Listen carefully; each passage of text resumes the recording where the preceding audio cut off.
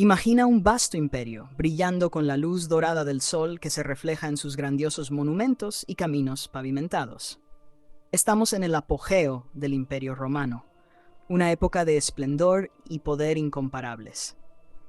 La ciudad de Roma, con sus 7 colinas, es el corazón palpitante de un dominio que se extiende desde el norte de Britania hasta el desierto del Sahara, desde las orillas del Atlántico hasta las lejanas fronteras del Éufrates.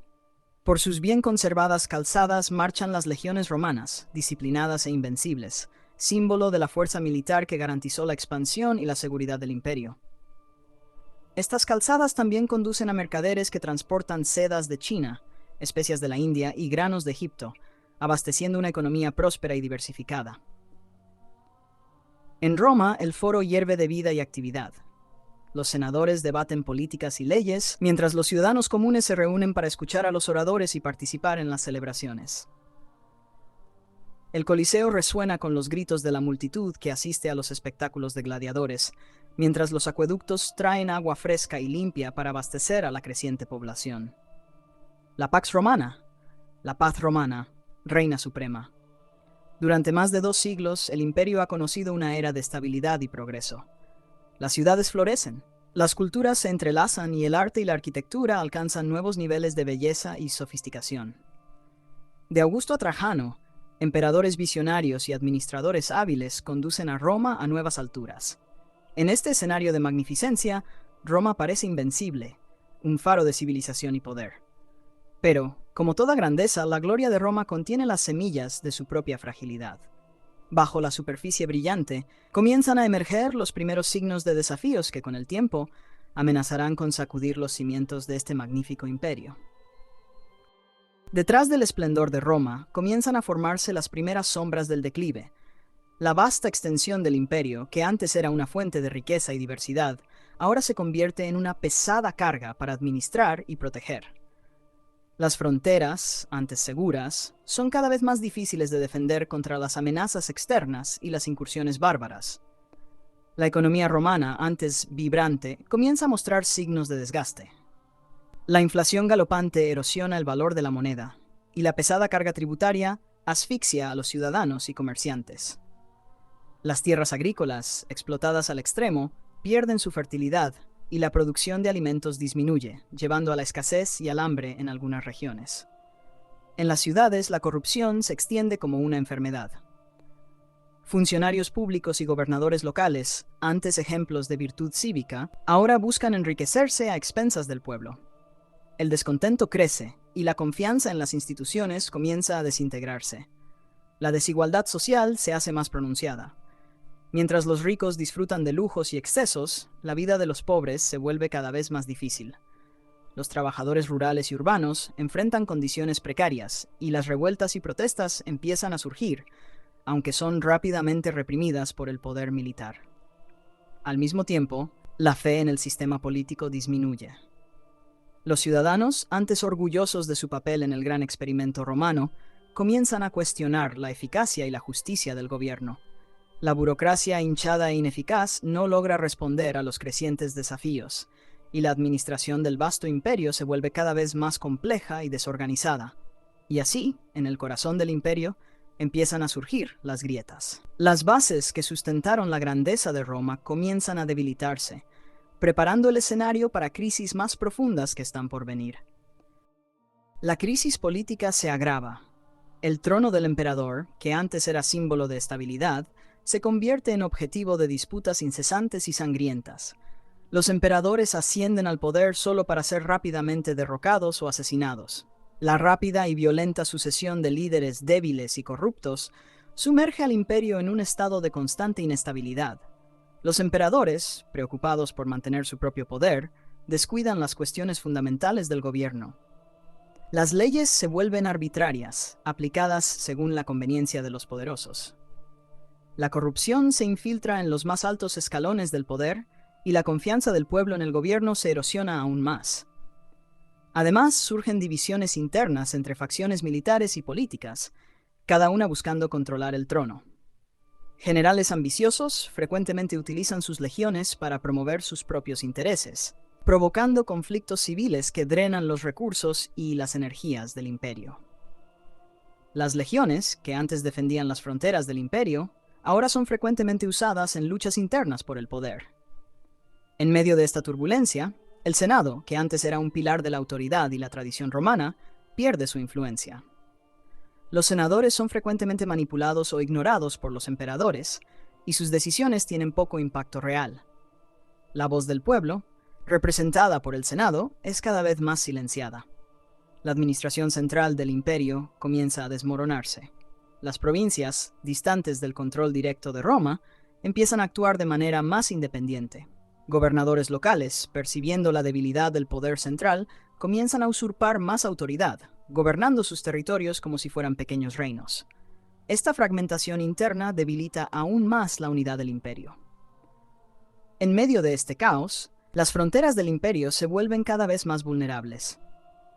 La atención y los recursos necesarios para defender el imperio contra amenazas externas son constantemente desviados para resolver las crisis internas. Las legiones romanas, debilitadas y desmoralizadas, enfrentan crecientes dificultades para mantener la integridad territorial del imperio. La inestabilidad política y la lucha por el poder corroen las bases del imperio romano.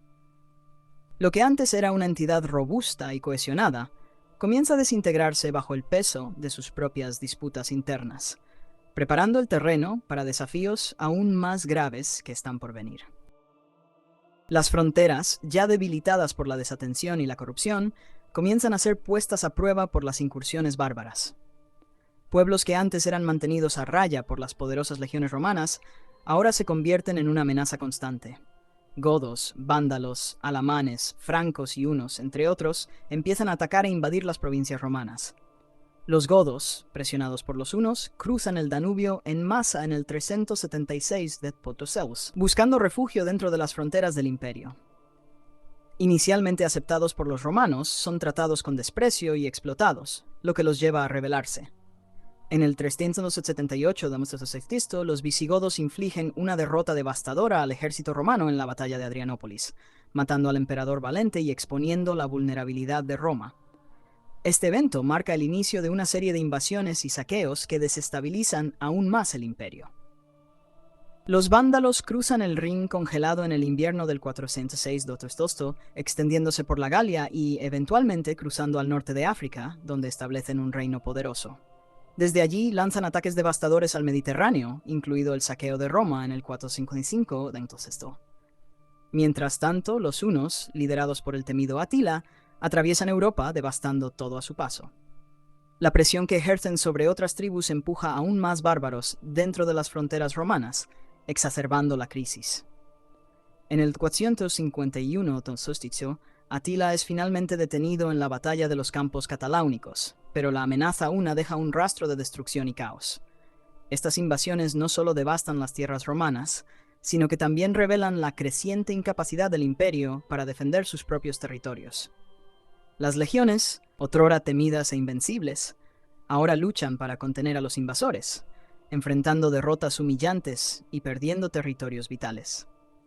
La población romana, que antes confiaba en la protección de sus poderosas legiones, ahora vive en constante miedo e incertidumbre. Las ciudades son saqueadas, los campos son destruidos y miles de ciudadanos son asesinados o capturados como esclavos. La sensación de seguridad que el imperio proporcionaba desaparece, sustituida por el terror y la desolación. En medio de estas crecientes amenazas externas e internas, el emperador Diocleciano intenta una última gran reforma para salvar el imperio.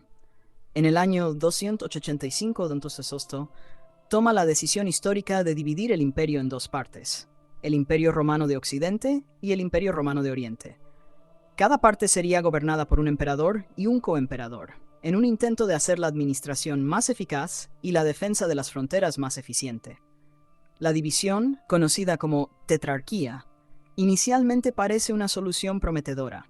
La parte oriental, con su capital en Bizancio, más tarde renombrada Constantinopla, se convierte en una fortaleza de poder y riqueza. La ubicación estratégica de Constantinopla permite un control más riguroso sobre las rutas comerciales y una defensa más robusta contra invasiones. La economía oriental, menos devastada por las invasiones bárbaras, florece y permanece relativamente estable. Sin embargo, la parte occidental del imperio, con su capital en Roma y luego en Rávena, enfrenta desafíos mucho mayores. Las provincias occidentales son más vulnerables a las invasiones bárbaras y sufren una administración menos eficiente. La economía occidental, ya debilitada, continúa declinando. La división del imperio, en lugar de fortalecer, termina acentuando las diferencias regionales y la desigualdad de recursos entre ambas mitades. Esta separación también provoca una división cultural y política. Mientras el Oriente prospera y se vuelve cada vez más helenizado, el Occidente lucha por mantener su identidad romana. La cohesión que una vez unió al imperio ahora está fragmentada, con cada mitad operando de manera casi independiente. Gobernadores locales en Occidente comienzan a usurpar más poder, debilitando aún más el control central. Además, la división del imperio no logra resolver los problemas militares. Las legiones romanas, ya estiradas hasta el límite, ahora necesitan defender dos frentes separados con recursos limitados. La cooperación entre Oriente y Occidente es esporádica y a menudo marcada por rivalidades y desconfianzas. La división administrativa, en lugar de fortalecer la defensa del imperio, frecuentemente deja regiones cruciales vulnerables a los ataques. La tetrarquía eventualmente se desmorona, pero la división del imperio permanece, con cada mitad siguiendo caminos distintos. Mientras el Oriente se adapta y sobrevive, evolucionando eventualmente en el Imperio bizantino, el Occidente enfrenta una espiral de decadencia y colapso. La división del imperio, aunque un intento desesperado de salvarlo, termina destacando aún más sus vulnerabilidades y acelerando su desintegración. Con la división del imperio se adopta una nueva estrategia militar. La creciente dependencia de mercenarios bárbaros para complementar y en muchos casos, reemplazar a las legiones romanas tradicionales. A medida que el reclutamiento de ciudadanos romanos se vuelve más difícil y menos eficaz, los generales y emperadores recurren cada vez más a tribus bárbaras para defender las fronteras y luchar en sus guerras. Estos mercenarios, conocidos como foederati, son inicialmente vistos como una solución práctica para los problemas de defensa del imperio. Tribus enteras son asentadas en tierras romanas a cambio de servicios militares, y líderes bárbaros son nombrados para posiciones destacadas en el ejército romano. Sin embargo, esta estrategia tiene consecuencias imprevistas y desastrosas. La lealtad de los foederati es muchas veces cuestionable. Mientras que algunos se convierten en aliados confiables, muchos mantienen sus propias agendas y priorizan los intereses de sus tribus sobre los del imperio. Conflictos de intereses y traiciones se vuelven comunes.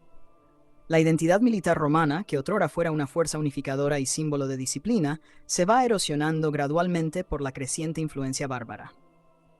Los líderes bárbaros, al percibir la debilidad romana y la dependencia en su fuerza militar, comienzan a exigir más poder y territorios. Alarico, líder de los visigodos, es un ejemplo notorio. Inicialmente sirviendo como un comandante para Roma, se rebela cuando sus demandas no son atendidas, llevando a sus guerreros a saquear Roma en 410 de Celsius. Este evento conmociona al mundo romano y simboliza la creciente vulnerabilidad del imperio. Además, los propios mercenarios bárbaros a menudo traen sus disputas y rivalidades internas al imperio, exacerbando la inestabilidad. Conflictos entre diferentes tribus reclutadas por el imperio resultan en batallas que agotan aún más los ya escasos recursos militares y económicos.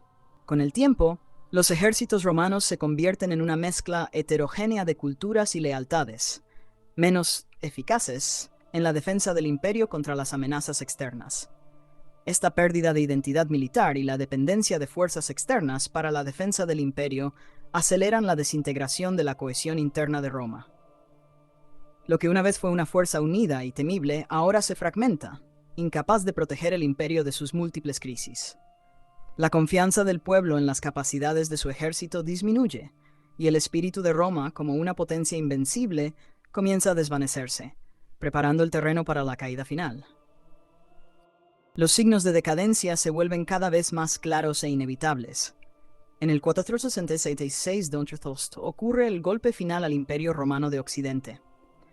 El joven emperador Rómulo Augusto es depuesto por el jefe militar bárbaro Odoacro. Este evento es frecuentemente citado como el punto de referencia oficial de la caída del Imperio Romano de Occidente. Rómulo, aún adolescente, es exiliado y Odoacro asume el control de Italia, gobernando en nombre del rey de los ostrógodos. La deposición de Rómulo Augusto no es un acontecimiento aislado, sino el culmen de décadas de deterioro. El poder imperial, otrora incontestable, está ahora en manos de líderes bárbaros que gobiernan como reyes en territorios que antes eran romanos. Roma, la ciudad que fue el centro del imperio, es ahora una sombra de su antigua gloria, saqueada y despojada de sus tesoros.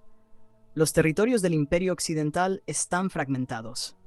Hispania, la Galia, Britania y el norte de África, que una vez fueron partes integradas del imperio, están ahora bajo el control de diversos reinos bárbaros.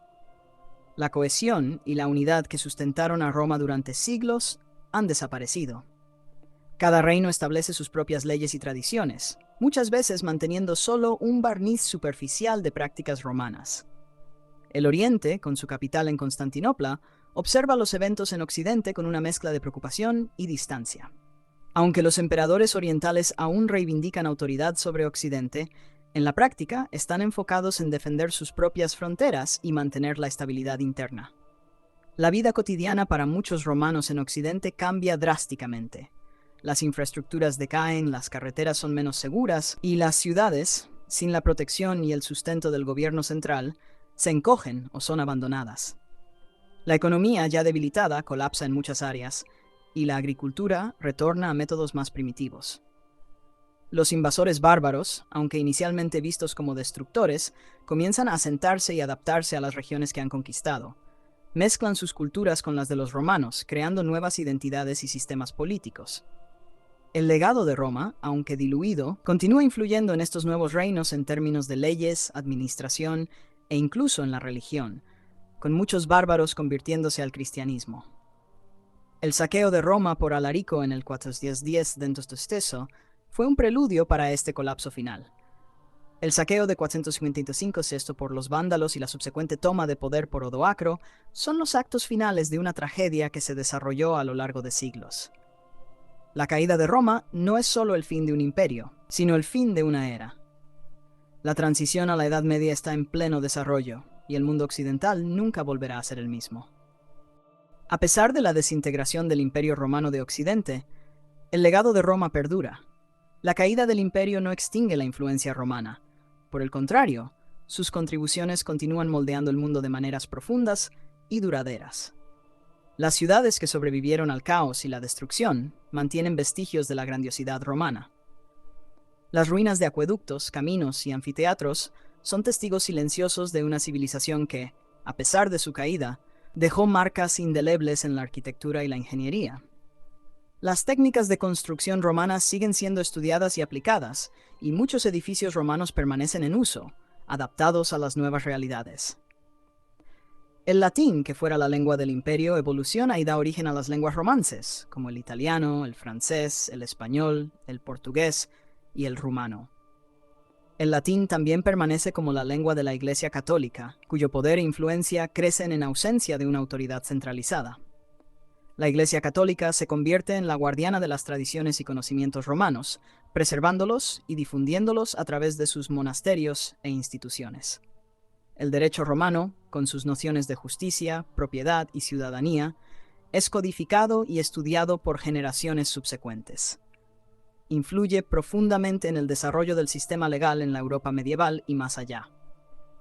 La idea de un Estado de Derecho y la estructura de las leyes romanas se incorporan en las legislaciones de los nuevos reinos bárbaros y posteriormente en los Estados-nación europeos. La religión, particularmente el cristianismo, es uno de los legados más duraderos del Imperio Romano. Constantino, el primer emperador cristiano, estableció el cristianismo como la religión oficial del imperio, y esta fe continúa propagándose, convirtiéndose en un elemento unificador en tiempos de fragmentación política. El cristianismo ofrece un sentido de continuidad e identidad, ligando el presente al pasado romano y estableciendo un nuevo orden moral y espiritual. Los ideales de Roma, de civilización, derecho y orden, continúan inspirando a líderes y pensadores durante la Edad Media y el Renacimiento. La noción de un imperio universal resurge en figuras como Carlomagno, quien es coronado emperador por el Papa en el año 812 a.C., intentando recrear la grandeza de Roma en lo que se convierte en el Sacro Imperio Romano Germánico. Mientras el mundo occidental se adentra en la Edad Media, el legado de Roma permanece vivo. Se manifiesta en las instituciones, en las lenguas, en las leyes y en la cultura. La caída de Roma no es un fin absoluto, sino una transformación. La esencia de Roma continúa fluyendo a través de la historia, influenciando la civilización occidental de maneras que aún hoy son evidentes. El imperio puede haber caído, pero Roma, en espíritu y legado, perdura.